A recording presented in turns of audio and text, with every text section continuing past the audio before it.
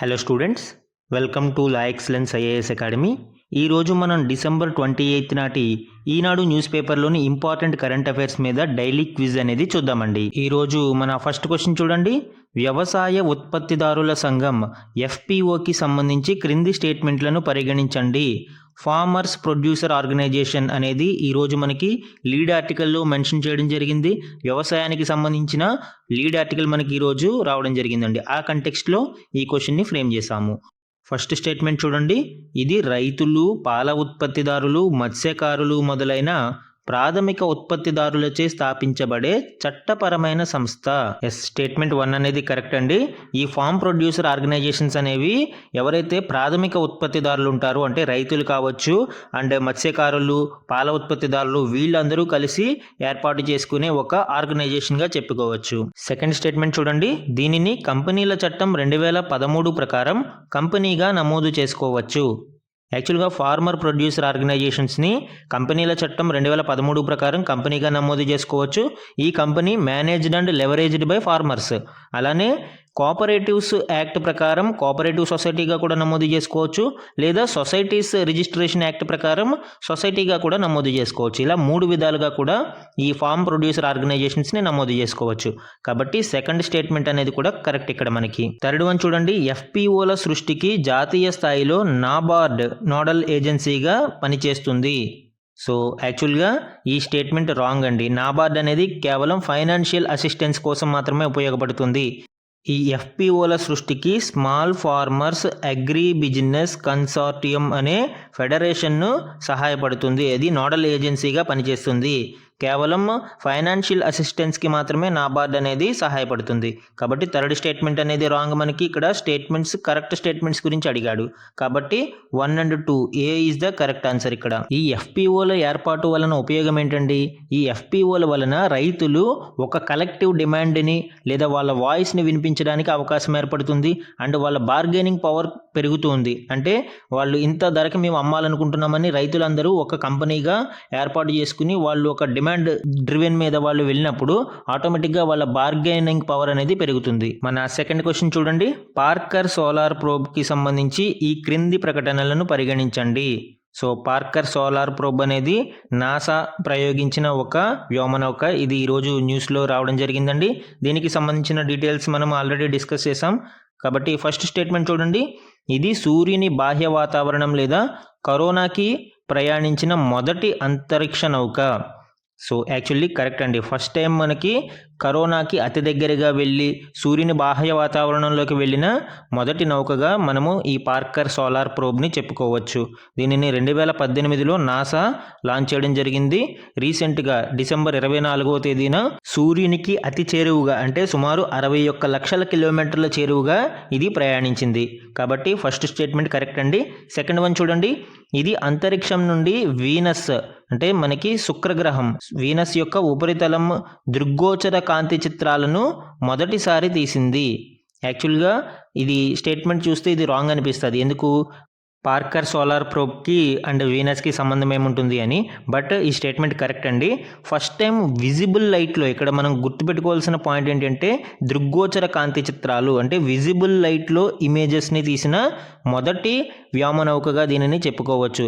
1970sలోనే మనకి వీనస్ యొక్క ఇమేజెస్ వచ్చినాయి. కాకపోతే ఇవి అల్ట్రా వైలెట్ రేస్లో కావచ్చు, సో ఇట్లాగా అదర్ స్పెక్ట్రంలో వచ్చినాయి. కానీ దృగ్గోచర కాంతి చిత్రాలు విజిబుల్ లైట్లో మాత్రం ఫస్ట్ టైం ఈ solar probe Parker solar probe తీయడం జరిగింది. కాబట్టి స్టేట్మెంట్ సెకండ్ అనేది కూడా కరెక్ట్ అండి. థర్డ్ వన్ చూడండి. సౌర గాలి మరియు సౌర కరోనాను వేడి చేసే మరియు వేగవంతం చేసే శక్తి ప్రవాహాన్ని, అంటే ఫ్లో ఆఫ్ ఎనర్జీని గుర్తించడం దీని లక్ష్యం. ఇది కూడా కరెక్ట్ అండి. మనకి యాక్చువల్గా సన్ సర్ఫేస్కి సన్ కరోనాకి ఎనర్జీ, ఎస్పెషల్లీ టెంపరేచర్ అనేది చాలా డిఫరెన్స్ ఉంటుందండి. ముఖ్యంగా సన్ కరోనాలో 4 లక్షల డిగ్రీల సెల్సియస్ వరకు ఉంటుంది. అదే సర్ఫేస్ అయితే కేవలం 6000 డిగ్రీ సెల్సియస్ వరకునే ఉంటుంది. సో ఈ ఎనర్జీ ఫ్లో ఎందుకు ఇంత డిఫరెన్స్ ఉంది, ఈ టెంపరేచర్ డిఫరెన్సెస్ ఏంటి అనేది ఇక్కడ తెలుసుకోవడం కోసం ఈ ప్రోబ్ని లాంచ్ చేయడం జరిగింది. సో అన్ని స్టేట్మెంట్లు మనకి ఇక్కడ కరెక్ట్ కాబట్టి ఆన్సర్ ఏమవుతుందండి? D 1, 2 and 3 are correct. Third question చూడండి. భారత ఆర్థిక వ్యవస్థలో రూపాయి విలువ క్షీణత ప్రభావం క్రింది వాటిలో ఏది? సో అంటే impacts of the depreciation of rupee గురించి ఇక్కడ క్వశ్చన్ అడగడం జరిగిందండి. ఈరోజు ఆల్ టైమ్ లో అనేది టచ్ చేసినట్టు మనకి న్యూస్ పేపర్లో రావడం జరిగింది. సో ఆ కంటెక్స్ట్లో ఈ క్వశ్చన్ని ఫ్రేమ్ చేయడం జరిగిందండి. ఇక్కడ స్టేట్మెంట్స్ చూడండి. ఫస్ట్ వన్, ద్రవ్యోల్బణం పెరుగుదల అంటే ఈ రూపాయి క్షీణత వలన ఇన్ఫ్లేషన్ పెరుగుతుంది అనేది స్టేట్మెంట్ 1 అండి.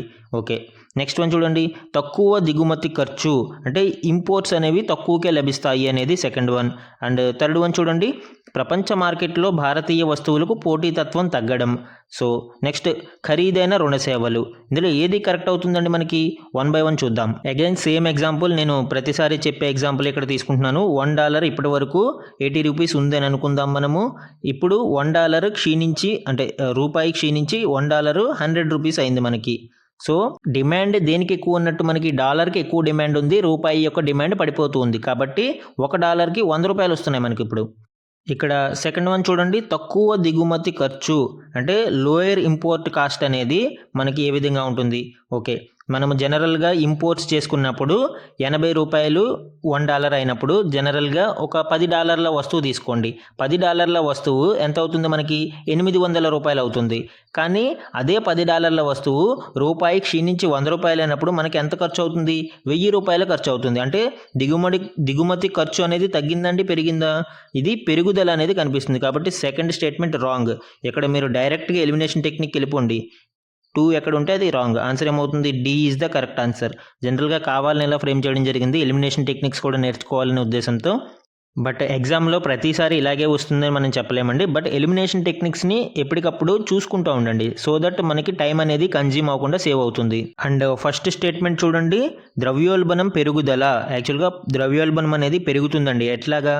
మనము డాలర్ల రూపంలో ఏదైతే రూపీ డిప్రిషియేషన్ జరిగిందో ఈ ఫ్యూయల్ ఇంపోర్ట్స్ అనేవి దాని మీద తీవ్ర ప్రభావం చూపిస్తుంది.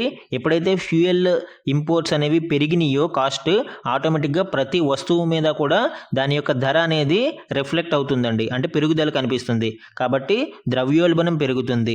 అలానే దిగుమతులు కూడా తగ్గిపోతూ ఉండడం కారణంగా వస్తు సేవల కాస్ట్ అనేది పెరుగుతుంది. ఈ విధంగా అన్ని కారణాలు ఈ ద్రవ్యోల్బణం పెరుగుదలకు రీజన్ అవుతాయి. కాబట్టి ఫస్ట్ వన్ ఆల్సో కరెక్ట్. ఇక్కడ థర్డ్ వన్ రాంగ్ మనకి. ఎందుకు? ప్రపంచ మార్కెట్లో భారతీయ వస్తువులకు పోటీతత్వం తగ్గడం. పోటీతత్వం పెరుగుతుంది. ఎలాగా? సేమ్ ఎగ్జాంపుల్, మనకి $1 80 రూపీస్ ఉన్నప్పుడు 800 రూపాయలు ఉన్న ఒక వస్తువుని కొనాలంటే ఎన్ని డాలర్లు చెల్లించాలి? $10 చెల్లించాల్సి వచ్చేది. కానీ ఇప్పుడు $1 100 రూపీస్ అయినప్పుడు $8 చెల్లిస్తే సరిపోతుంది. అంటే అదే వస్తువుని తక్కువ డాలర్లు ఇచ్చి కొనుక్కోవచ్చు. కాబట్టి డిమాండ్ అనేది పెరుగుతుంది, పోటీతత్వం అనేది పెరుగుతుంది. కాబట్టి కాంపిటేటివ్నెస్, పోటీతత్వం అనేది పెరుగుతుంది ఇక్కడ. కాబట్టి third statement wrong. Fourth one చూడండి. ఖరీదైన రుణ సేవలు, డెట్ సర్వీసింగ్. సో ఆబ్వియస్లీ మనకి $1 100 రూపాయలు అయినప్పుడు డాలర్ల రూపంలో మనము అప్పు తీసుకుంటాము, అది ఇంకా ఎక్కువ రూపాయలు చెల్లించాల్సి వస్తుంది. కాబట్టి ఖరీదైన రుణ సేవలు అనేవి కూడా కరెక్ట్ ఆన్సర్. ఇక్కడ 1 and 4 are correct, 2 and 3 are wrong. Answer D is the correct answer. మన నెక్స్ట్ క్వశ్చన్ చూడండి. క్రింది వాటిలో ఏది రూపాయి క్షీణతకు దారితీస్తుంది? సో డిప్రిషియేషన్ ఆఫ్ రూపీ గురించి అగైన్ క్వశ్చన్ అడగడం జరిగింది. ఇది యూపీఎస్సీ క్వశ్చన్ అండి, ప్రీవియస్ ఇయర్ యూపీఎస్సీ క్వశ్చన్. దీనిని డైరెక్ట్గా పిక్ చేసుకోవడం జరిగింది. ఇక్కడ స్టేట్మెంట్స్ చూడండి. యుఎస్లో పెరుగుతున్న వడ్డీ రేట్లు అండ్ ఎఫ్పిఐ ఇన్ఫ్లోస్ అంటే ఫారిన్ పోర్ట్ఫోలియో ఇన్వెస్ట్మెంట్స్, అలానే అధిక దిగుమతి తీవ్రత, ఈ మూడిటిలో ఏది రూపాయి క్షీణతకు దారితీస్తుంది?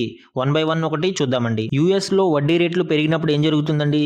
ఇన్వెస్టర్స్ అందరూ కూడా ఎక్కువ లాభాల కోసం యుఎస్ మార్కెట్లో ఇన్వెస్ట్ చేయాలని భావిస్తారు. అలాంటప్పుడు ఇండియా లాంటి ఈ డెవలపింగ్ నేషన్స్లోని పెట్టుబడులన్నీ కూడా యూఎస్కి తరలి వెళ్ళిపోతాయి. అంటే డాలర్ల రూపంలో ఉండే పెట్టుబడులు మనకి ఇండియా నుంచి బయటికి వెళ్ళిపోతాయి. అంటే మనకి తక్కువ డాలర్లు నమోదవుతూ ఉంటాయి. కాబట్టి డాలర్లకి డిమాండ్ పెరుగుతుంది. ఎప్పుడైతే డాలర్లకి డిమాండ్ పెరిగిందో ఆబ్వియస్లీ రూపీ వాల్యూ అనేది తగ్గుతుంది. కాబట్టి యుఎస్లో పెరుగుతున్న వడ్డీ రేట్లు రూపాయి క్షీణతకు దారితీస్తాయి. కరెక్ట్ ఆన్సర్ ఇక్కడ మనకి. అండ్ ఎలిమినేషన్లో we can eliminate B. And second one చూడండి. FPI inflows. ఎఫ్పిఐ అంటే ఏంటండి? Foreign portfolio investments.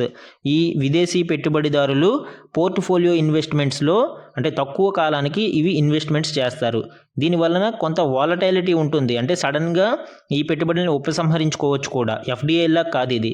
కానీ ఇక్కడ ఎఫ్పిఐ ఇన్ఫ్లోనే ఉంది. కాబట్టి ఇక్కడ వాడు ఎఫ్పిఐ అని అడిగితే చెప్పలేం, కానీ ఇన్ఫ్లో అన్నాడు.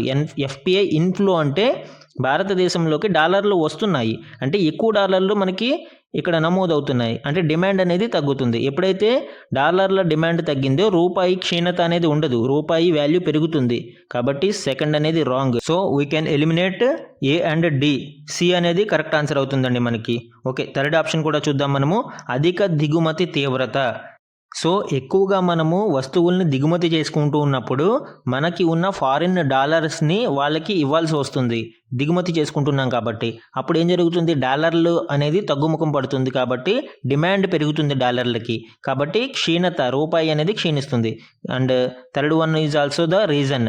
కాబట్టి ఆన్సర్ ఏమవుతుందండి, 1 and 3 are reasons for the depreciation of the rupee. ఈ రోజు మన లాస్ట్ క్వశ్చన్ చూడండి. ఇటీవల విడుదల చేసిన ISFR 2023 Indian State of Forest Survey report 2023కి సంబంధించి క్రింది వాటిలో ఏది తరుగుదల ట్రెండ్ను చూపిస్తుంది, అంటే ఏది డిక్రీజింగ్ ట్రెండ్ని చూపిస్తుంది అనేది ఇక్కడ అడగడం జరిగిందండి. ఆప్షన్స్ చూడండి. ఏ అటవీ మరియు చెట్ల విస్తీర్ణం, బి మడాడవుల విస్తీర్ణం, సి వెదురు పెరిగే ప్రాంతం అంటే bamboo bearing area, and the carbon stock. ఇందులో 3 ఇంక్రీజింగ్ ట్రెండ్లో ఉన్నాయి, ఒకటి మాత్రం తగ్గుదలలో కనిపిస్తుంది. ఆ ఒకటి ఏంటనేది ఇక్కడ ఐడెంటిఫై చేయాలి. ఫస్ట్ వన్ చూడండి, అటవీ మరియు చెట్ల విస్తీర్ణం. యాక్చువల్గా ఇది రాంగ్. ఎందుకు, మనకి 1440 స్క్వేర్ కిలోమీటర్స్ ఇంక్రీజ్ అయింది మనకి ఈ అటవీ మరియు చెట్ల విస్తీర్ణం, కాబట్టి ఏ అనేది రాంగ్. అండ్ బి అనేది చూడండి, మడాడవుల విస్తీర్ణం. ఎస్, యాక్చువల్గా ఇది కరెక్ట్ ఆన్సర్. మనకి మడాడవుల విస్తీర్ణం అనేది తగ్గుముఖం పట్టింది. మడాడవులు సుమారు 7.43 స్క్వేర్ కిలోమీటర్లు తగ్గాయండి, డిక్రీజ్ అయింది. ఇది ఇంక్రీజ్ అయింది, 1445 స్క్వేర్ కిలోమీటర్ల ఇంక్రీజ్ అనేది మనము అటవీ మరియు చెట్ల విస్తీర్ణం చూడవచ్చు. అలానే వెదురు పెరిగే ప్రాంతం బ్యాంబూ బేరింగ్ ఏరియా కూడా మనము ఇక్కడ ఇంక్రీజ్ అయింది, మనకి సుమారు 5227 స్క్వేర్ కిలోమీటర్ల ఈ బాంబూ బేరింగ్ ఏరియా అనేది ఇంక్రీజ్ అయ్యింది మనకి. అలానే కార్బన్ స్టాక్ అనేది అడిషనల్గా మనము 2.29 బిలియన్ టన్స్ కార్బన్ స్టాక్ని క్రియేట్ చేయగలిగాం, కాబట్టి కార్బన్ స్టాక్ కూడా ఇంక్రీజింగ్ ట్రెండ్లోనే ఉంది. ఆన్సర్ ఏమవుతుందండి, అప్పుడు మడ అడవుల విస్తీర్ణం అనేది తగ్గుముఖం పట్టింది, 7.43 స్క్వేర్ కిలోమీటర్లు డిక్రీజ్ అయింది, కాబట్టి answer B is the correct answer ఇక్కడ. సో ఇవి ఈ రోజు ఈనాడు న్యూస్ పేపర్లోని ఇంపార్టెంట్ కరెంట్ అఫైర్స్ మీద డైలీ క్విజ్ అండి. Thank you for watching.